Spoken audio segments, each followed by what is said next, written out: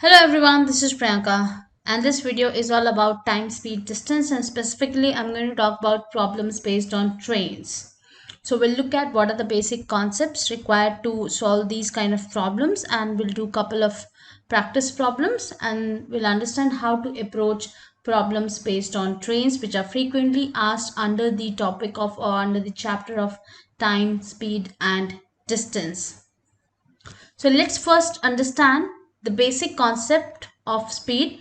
We know speed is defined as the distance traveled in per unit of time, and mathematically we calculate speed as distance upon time, that is distance divided by the time taken to cover that distance.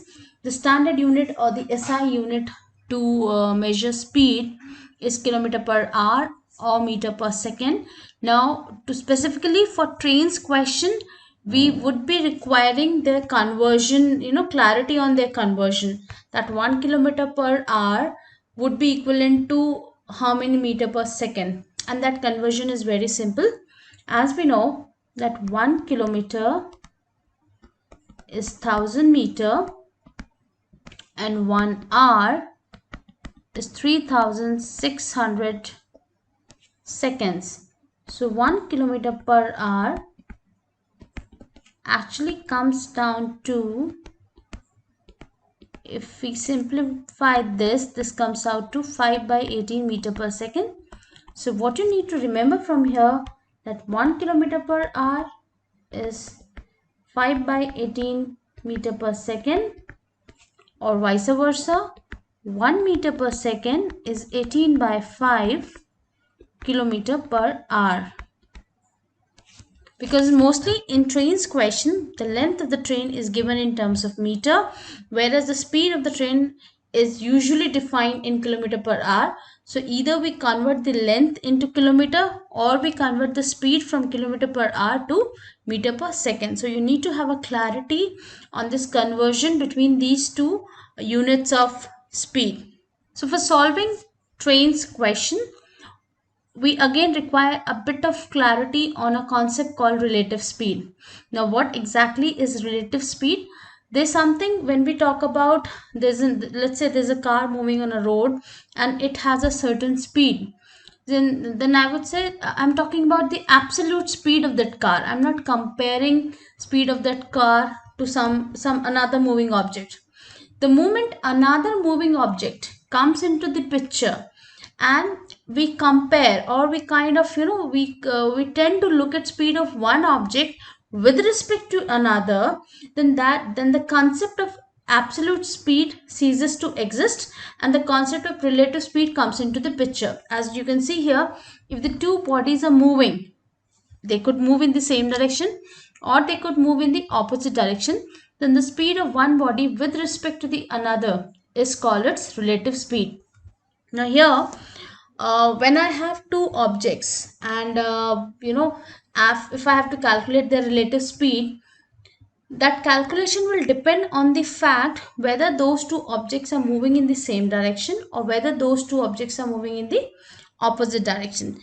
Let's understand this with a very basic simple example here. Let's say I have two persons who are initially separated by 100 meter, and there's a person A here who can move with the speed of 2 meter per second, and there's a person B at this end who has a speed of 3 meter per second. If they choose to move towards the right hand side, let's say this side, okay, so B would start from here, will go like this. A would start from this end, would go like this. Immediately after 1 second, what we will see, that B has moved to kind of, if we count from here, 103, and A has only covered 2 meter in that 1 second. So the distance between them after the first second is now 101 meter. If we take another one more second, so after 2 seconds, the distance between them would be 102 meter. So here we can see the distance between them is growing at a rate of 1 meter per second. So distance between them was growing at a rate of 1 meter per second.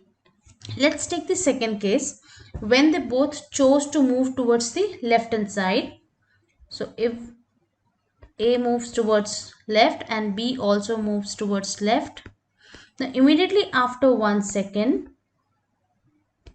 the distance between them would be 99 meter. After one more second, or rather after 2 seconds from the initial, the distance between them would be 98 meter. So here we are seeing that the distance between these two persons is decreasing at the rate of 1 meter per second. So you see the figure of 1 is constant, and it is depending on the direction that they're moving. The distance between them is increasing or decreasing, but that increase or decrease is at a constant rate of 1 meter per second.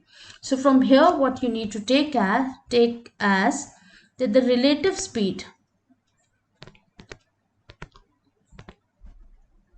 when the objects are moving in the same direction is nothing but the absolute difference between their individual speeds. So here I had one person who was moving at a speed of 3 meter per second, another person moving at a speed of 2 meter per second. The difference happens to be 1. We have seen two cases here. In one case, the difference between them increases at the rate of 1 meter per second. In another case, the distance between them decreases at the rate of 1 meter per second. So this is the takeaway from here. Relative speed of two objects when moving in the same direction is nothing but the absolute difference of their individual speeds. Let's have a look at the another case. Now here is the opposite case, or that is the case number 2, when the two objects are moving in the opposite direction. Continuing with the same examples for the ease of understanding. So again, if we have two persons separated by a distance of 100 meter, this moves at a speed of 2 meter per second. The other person moves at a speed of 3 meter per second. Let's say they chose to move towards each other. So if they move like this, immediately after 1 second, the distance between them would be 95 meter. Initial, which was 100 meter, now the distance would be 95 meter. If we take one more second, the distance would be 90.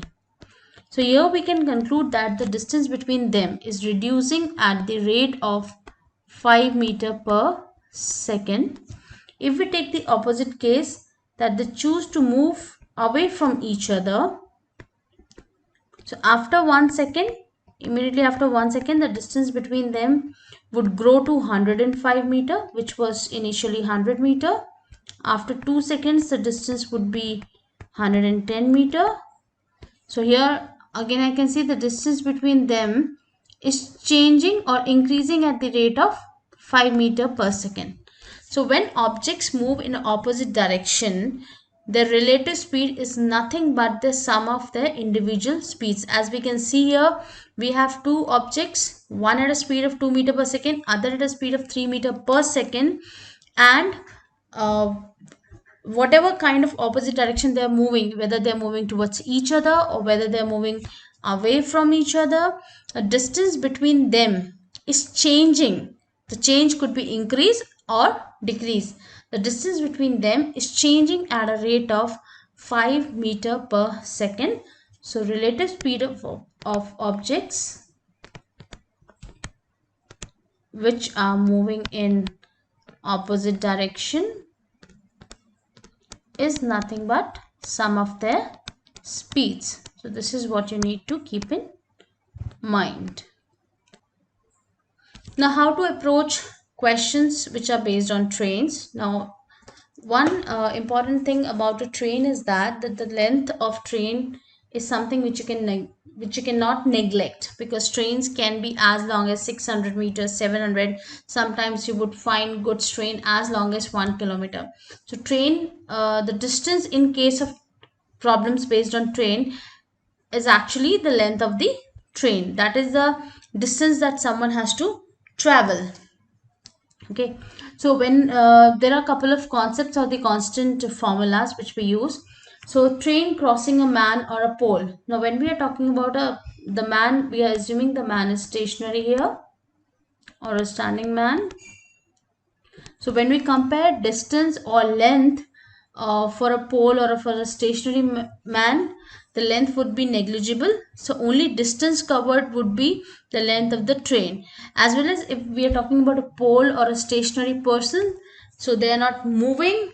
So there's no concept of speed of that particular man or pole. So time taken would simply be the length of train upon speed of train. So whenever we are talking about the time in which the train will cross a stationary pole, that would simply be the length of the train divided by the speed of train. Second important concept of formula that you need to keep in mind is the train crossing a bridge or a platform. Now, bridge or a platform is again a stationary object, so would not have any speed of its own, but the length in case of a bridge or a platform cannot be neglected, because again they could have a significant length. So when we talk about time taken in which the train will cross a bridge or a platform is actually given by the length of train plus the length of the platform or bridge divided by the speed of the train, because the bridge and platform is stationary, so there is no contribution, or they cannot have speed, their own speed, they are stationary objects, but again the length cannot be neglected. So these two concepts or these two formulas you need to keep in mind. Now when we are talking about trains crossing another train and they're moving in the same direction, so we are talking about two trains here, both would have significant length, you cannot ignore their length. So here time taken would be the distance to be covered would be the sum of their lengths. So let me say L1 the length of first train and L2 the length of second train. Now we are talking about that the trains are moving in the same direction. So when objects move in the same direction, the relative speed is actually the absolute difference of the individual speeds. In the second scenario, when we talk about trains crossing, or one train crossing another train in the opposite direction, so again that time would be length of first train, length of second train, adding both of them, and now they are moving in opposite direction, their relative speed would be sum of their individual speeds. Now some of you might ask, what actually is this time are we talking about? Where do a timer start and where do a timer stop? हम किस समय की बात कर रहे हैं? What essentially we mean by कि when I say the time in which one train will cross another train if they're moving in opposite or same direction. Let's say we take the case of opposite direction. So if the trains are moving in opposite direction, so we have train 1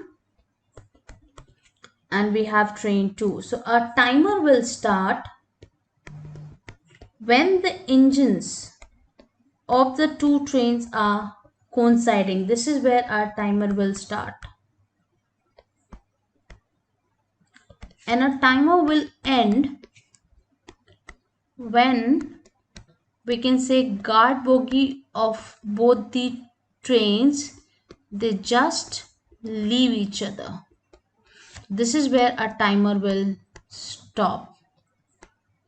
And this is what we will refer to as, okay, this is the time in which a train is crossing another train moving in opposite direction. So I hope it is clear, because couple of times that might puzzle you, what time are we talking about, हम किस समय की बात कर रहे हैं और हम क्या निकाल रहे हैं. So हम essentially we are trying to find out the time जहाँ से उनके engines coincide करते हैं till when their guard bogies just leave each other.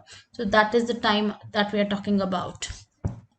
Let's have a look at a couple of basic practice problems. So here we have a train which is 110 meter long, is moving at 132 kilometer per hour. How long will it take to cross a platform 165 meter long? So quickly looking at what is the data given to us, we have length of train which is 110 meter, we have length of platform which is 165 meter, and I have speed of train which is 132 kilometer per hour. Now look at the units. The lengths are given in meter and speed has been talked about in kilometer per hour. So quickly we'll have to convert the speed into meter per second by multiplying by 5 by 18. So this comes around, when we reduce this comes around 110 by 3 meter per second. Now time would nothing be length of train plus length of platform upon speed of train.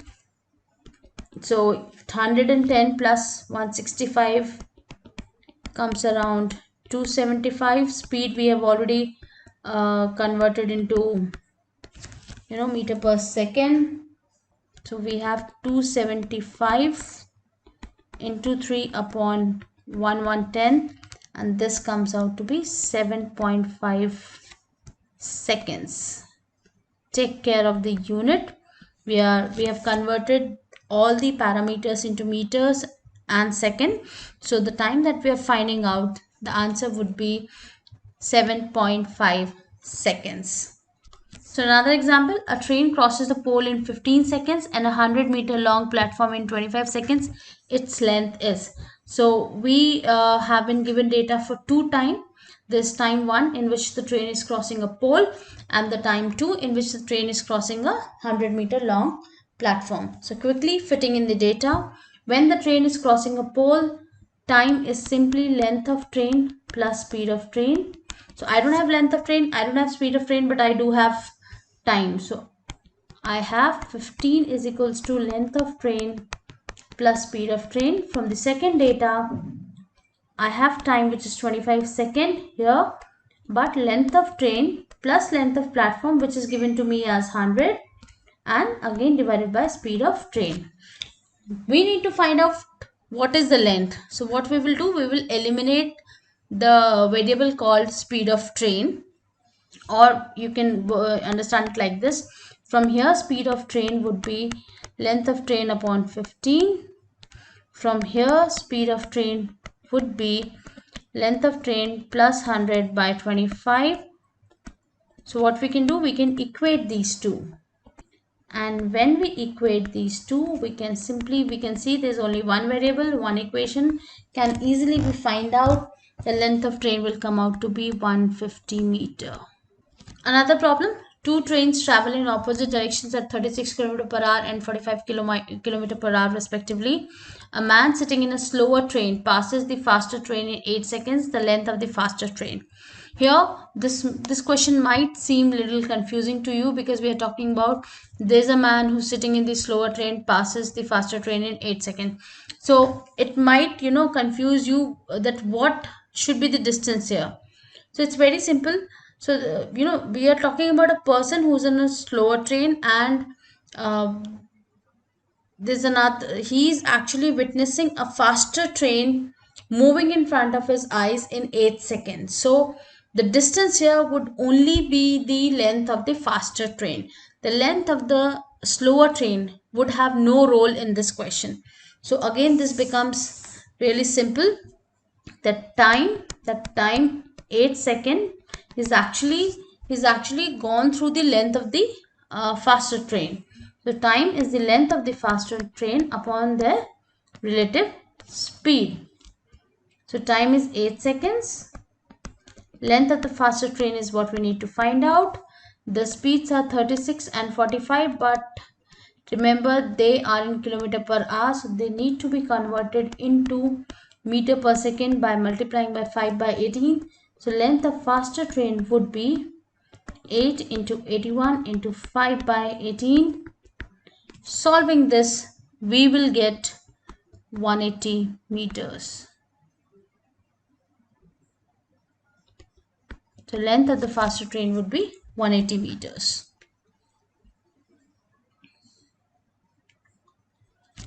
One more problem. A train running at 54 km per hour takes 20 seconds to cross a platform. So one data where I'm talking about a train and a platform. And the same train takes 12 seconds to pass a man walk in the same direction at a speed of 6 km per hour. Find the length of the train and the platform. So again we have two set of data. We would be getting two equations. So when 20-second time is actually taken by the train to cross a platform, so we would have length of train plus length of platform upon speed of train, and here speed of train is given to us as 54 kilometer per hour. So that would be 54 into 5 by 18. Solving this, we will get length of train plus length of platform is 300 meter. That's from the first data. From the second data, when the train is passing a man walking in the same direction. So here we would not consider length of the man because that's negligible, but yes, speed of the man now comes into the picture because that particular man is walking in the same direction as which the train is traveling. So 12 seconds would be equivalent to length of train upon their relative speed. Now train has a speed of 54 km per hour. The man has a speed of 6 km per hour. They're moving in the same direction. So the relative speed would nothing but the difference. So 54 minus 6 would be 48 km per hour, and that needs to be converted into meter per second. From here, solving, we would get length of train as 160 meter. So the length of the train is 160 meter, and length of the platform, we have already have data that length of train plus length of platform is 300 meter. So length of platform would be 300 minus 160 meter as 140 meter. So these are the few basic concepts that you need to keep in mind when you're solving questions based on trains, and the concept which comes into the picture is the relative speed. So I'll be sharing up a sheet on my Telegram channel based on, in which you can find more practice problems on trains, on time, speed, distance, and specifically trains. So you can find out that sheet on my Telegram channel in a day or two. And so you can solve the concepts which have been discussed here. You can put them into application, and I'll be sharing more videos related to time space distance, specifically dealing with the circular motion, boats and streams, or proportionality. There's so many subsections or subtopics inside time speed distance. So if at all anything, you can connect with me at my email ID, or that's the link of my my Telegram channel, ACRN Maths, and you can subscribe to my YouTube channel, Logically Priyanka. Thank you. Bye bye. Take care.